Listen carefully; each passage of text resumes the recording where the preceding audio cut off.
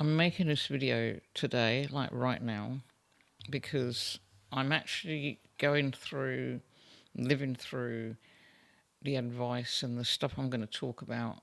I've only just realized how deep I am into burnout at the moment, and I've made two videos about burnout. This one, I'm going to share some of the things that are working for me, or hopefully going to work for me in recovery. And I think because it's so real, like when I started this channel, I wanted it to be like really real, and it's got even a bit more real than I thought it would, especially with this burnout thing. I've been going through burnout for a couple of years, but it's gone kind of up and down, and I've made a lot of mistakes, as I said before. But I want to talk about the things that I think are essential to get anywhere close to the journey of recovery. As I said, I've made a lot of mistakes, and ignoring burnout is one of the bigger ones, which I'm just realizing how much I have ignored it through my life. And the more the more times you go through burnout and ignore it and put it off, like there comes a point when you can't, you just fall over, as I've said before, which has happened to me 3 times at least. Burnout is serious. If you ignore it, you can get, it can lead to all kinds of stuff. It can cause weakened immune system, which I've experienced. Insomnia, again, I've experienced that. Extreme fatigue, where recovering from just a simple task takes longer and longer each time you go through this kind of burnout scenario. Heightened anxiety, sensory overwhelm becomes much worse. And just dealing with everyday life is pretty much impossible. And your whole being is like screaming in this kind of pain that you can't even identify. That's kind of been where I've been at the last kind of few days, and then realizing that I haven't been doing myself any favors. And a big part of autistic burnout, especially if you're diagnosed later in life, is to unmask a bit. And you've got to let other people know that this recovery time, this rest, this withdrawal, whatever it takes, is essential.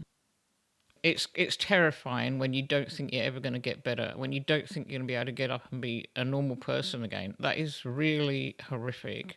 And I have been feeling that the last few days. So the biggest thing is to rest, but to do it in a very proactive way. You have to tell people you're intending to rest. You've got to set up the whole your life, your current situation, so you can rest. You've got to let go, and you've got to let go of guilt. And it says you've got to unmask for as much as it takes.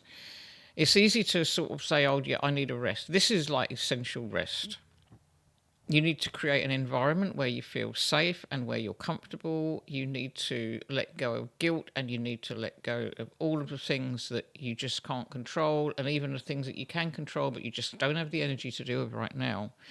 Stuff like cleaning, mowing, weeding, even showering. If you can't handle, if you don't have the energy to have a shower one day, so what? You can't do it. You can't do it. Mostly water can make you feel better.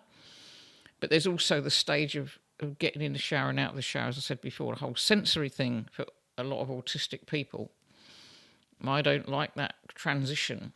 Set yourself up for rest. Create an environment that is calming for you, and everyone's different. I like a wintry aesthetic. I love winter. Winter calms me down. Bleak landscapes and things. So anything that makes you think of something that calms you down, whether it's like the sea or pictures of water. For me, it's like bleak landscapes, white, light grey colours, blankets on the sofa.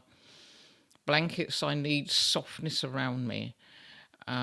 Looking at things I love when I've got the energy to actually look at things and my brain can take them in. Books I want to read. To Sunduko, the pile of books that you haven't read yet. Anything that can give you a little bit of hope as well. Another thing that's helped me to actually rest my body physically and my mind is restorative yoga. There's a lady I used to follow, Melissa West, a Canadian person who was really good at yin and restorative yoga practices.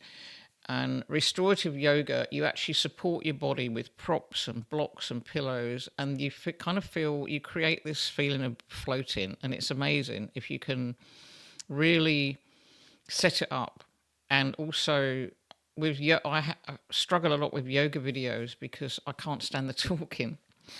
And I can't bear ASMR and all that kind of stuff. I usually have the sound off if I watch a video on YouTube.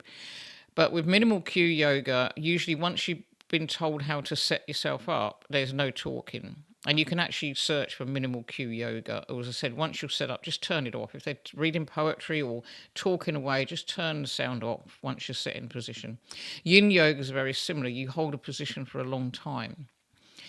I can't do the yoga nidra very much, the sleep yoga or relaxing yoga, because again, it's like the yakking, the continual, and it's painful to me to hear for people to tell me to chill out, to relax, to imagine blue skies and all that. That hurts me, so I can't handle it. And these are things that you can do when you really are completely exhausted. In that real, before you get any energy left at all, you can just about set yourself up and then let go. Sometimes if you can do something like that for half an hour, you can maybe get the energy to like maybe make a cup of tea. You've got to keep hydrated and you've got to make sure that you're eating well. So nearly everything that I'm talking about here is to support that rest, letting go of the guilt. Good nutrition is essential too. So make sure you've got really easy, simple things on hand that are not crap. Because for me, I'll shut myself in my room and I'll just eat chocolate or whatever's there if I'm really starving to the point of feeling faint. So make sure you've got things to hand that are not gonna not crap and that aren't gonna take too much to get together. Like maybe toast, peanut butter, a can of chickpeas, a box of salad in the fridge if you can manage that. And another thing I do is when I've got the energy, I batch cook chili, soup, whatever, pasta, sauce. I batch cook it and then I just take whatever out of the freezer when I need it. Again, you need the energy to do the big batch cooking, but it's better than just doing it little bits at a time. So make sure that if you can't get a shop delivered, if you can't get to the shops yourself, which I can't at the moment, ask someone if they can do it for you. You need to set yourself up, like, as I said, in every way possible. Ideally, we'd be able to get someone, call a driver, drive us to our little cottage by the sea. It would all be set up and you just ring a bell. Real life ain't like that, sadly. Oh, but sometimes wouldn't it be lovely to be looked after? I've always looked after other people, and I sometimes think, wouldn't it be wonderful for someone to just look after me? Even as a kid, we had a kind of unusual upbringing. It wasn't all that kind of nurturing in that way. I always felt that I was the one looking after others from when I was really, really young. And it just would feel so nice to let go, really let go, not have to worry about anything and know that someone else was doing it. That's not my life, though. I've got to deal with what I've got. And pretty much most of the time, I don't do badly, but I just need a little bit of help sometimes. And the help's got to come from me. Yeah, nutrition and energy management. You've got to manage your energy really wisely. And again, you've got to be very proactive about this. You have to, there is that 80% rule, which you wait until you're 80% kind of exhausted or whatever. When's 80%? As I said, my body doesn't tell my brain. My brain doesn't tell my body to switch off, so I just keep going and going and going. You can't do that. You've got to tell yourself, okay, so if I mow for an hour, that's going to knock me out for 2 days. What about if I mow for like half an hour or so? You've got to adjust things. And that mowing, that whatever you're going to do that's going to take that long, that's going to take you a lot of rest and stuff to build up to if you're in a really bad way. So try to manage the energy, again, proactively. As I said, it's serious. The impacts of ignoring it are just really horrible. Like, it's frightening thinking you're not going to be able to get up out of bed again and be a normal person and be able to do anything, be able to drive your car to town or go into a shop. It's terrifying. There's one thing about being autistic that I think helps me in this way of managing energy, and that is my brain goes through things step by step all the time. It's always telling me what I've got to do next, Like you're going to make going to make a cup of tea, so you write up stand up, find a mug, walk downstairs, turn the kettle on, fill the water. Every little step goes through my brain. Because of this, you can sometimes break down bigger tasks into smaller steps, which, sounds really simple. But to me, when I realised that, it was kind of like, oh, wow, eureka, what a flipping amazing thing, a miracle. Say you've got to do a wash. So you can split up, taking the wash into the machine and putting it in, and maybe switching it on. Even if you can't do that, you can put it in the basket. You can get it ready. However many steps you need, just take all those steps. The same with hanging it out. You can hang out maybe 2 or 3 things or whatever. No matter how many tiny steps you need, just take them. It's what you're going to have to do to recover. So I think that's a really cool thing about being autistic, that my brain already creates those steps for me. So that's one of the broccoli brain joys that I am very happy about. And there's a lot of talking of like joys. The other thing that really helps is to have regular dopamine hits. And whatever that gives you, those little tiny things, as I said, like seeing a paint, looking at a painting that you love. When you get that dopamine hit, that creates all the good stuff and creates energy. Anything that you can bring into your life to give you those little hits that can boost your energy is brilliant. For me, as I said, the light, especially in the early morning and dusk, the smell of the air first thing in the morning, even if you can only step outside the door or just walk really slowly round the garden if you've got a garden, wherever you can, out in nature, feeding the bird, watching the birds feed, little birds. If you can, if you like that kind of thing, or you can hang a bird feeder outside your window, watching something like that, looking after plants, nurturing something. I think nurturing something is a really good dopamine hit. It is for me anyway. Later on, if you can, when you've got enough energy to move a little bit more, maybe if you want to move your body and dance or something to a song music that makes you feel good. I'm not talking about some really crazy energetic thing. I'm talking about just gentle movement. Just sometimes like stretching and all of that can create this amazing like flow and dopamine hit, and the energy can build from that. And it's got to be a gentle thing. As I said, you've got to keep an eye on it. And as I said, keep yourself hydrated, and the mugs you use are really important. Even make sure you're using a mug that you love, that makes you feel good. Surround yourself with things that make you feel good. Wear clothes that are soft and nurturing and make you think of rest. I live in pajamas pretty much. Not the ones during the day. I just wear pajama type clothes.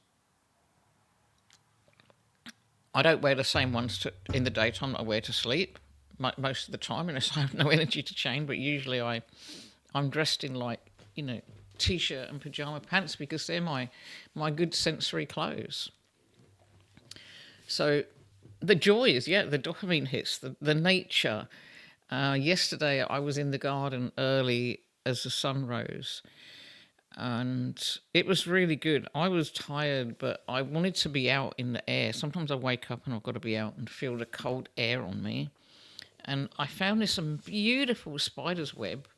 I took a video of it. If it comes out, I'll post it here. It was amazing. It was so gorgeous, and that was like a massive dopamine hit for me. Sometimes just looking at my books on my shelf, books I've got to read, or reading, all of these things really, really help me to get to the next step. When I've been through severe depression, I used to have to do the minute by minute thing, like get through to the next minute, the next minute, the next minute. So I learned quite early on about this step by step thing, but sometimes no matter how much we've learned something, it still takes a little bit of, you still got to stick it in your brain a bit more because we're good at forgetting all that stuff. But whatever it takes, and the joys, save joy, make lists when you can. If you can journal. I do quite a lot of journaling, and I'll make a video here because I've got a mental health journal, and it really does help me so much when you can write. And it's good to have like lists of things that can help you when your brain's too tired to think. Because sometimes if you can just get yourself to one of these like joy dopamine moments, you can get that little boost for the next stage. I don't know if this is making any sense at all. I just don't. All I know is that I want people to listen. I want people to hear. I want people to not get to the point that I've got to, because it sucks. You just don't want to be there. You don't want to get that low. At the moment, I have spent 2 days barely able to move.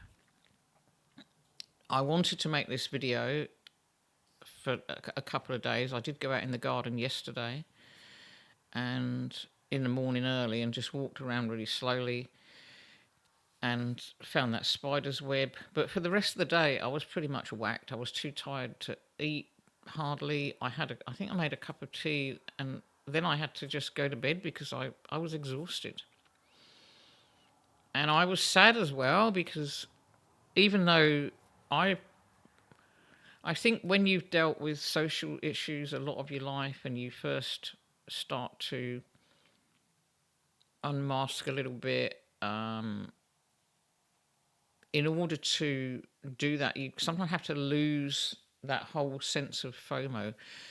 Because I've never been a social butterfly, and I kind of realized that, okay, there's this idea of like, oh, going out having a good time. Sometimes it seems so forced and so pushed and so fake. And I think that's become quite obvious a lot with social media. I kind of realized quite a long time ago, before I got my autism diagnosis, that a lot of the things that were giving me FOMO because I couldn't do them because of my social issues were actually not that big a deal. And I would feel better being at home or feeling comfortable and safe in my safe environment doing things that brought me joy. Sometimes you can feel guilty if reading a book that you love or watching something, you can feel guilty because you think, oh, I should be socialising, you should be out with other people. You don't have to. The one thing I haven't really got, that I still get FOMO about, is like my family. Sometimes they do things like recently, my daughter and partner are here and they went camping with the grandchildren, and I really wanted to go, but I don't have the energy. I wanted to go, but I didn't have the energy to go. And that gave me kind of a bit of FOMO because I knew that they would be making these cool memories and they were going by the sea, and I do like being by the sea, but I just knew the overwhelm and the sensory issues and everything, the whole dynamic of it with my current extreme fatigue and this burnout situation, it wasn't going to work. Even the travelling there, like being in a car for that long. I mean, it's not a huge amount of time, but I don't like being in a car, particularly if it's hot in the daytime and the bright lights coming in.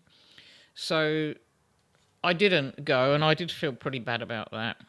But on the whole, I try and like embrace the kind of JOMO thing, like the joy of missing out, because yeah, going out and having a laugh and is sometimes it can be cool, but a lot of the time it's not all it's cracked up to be.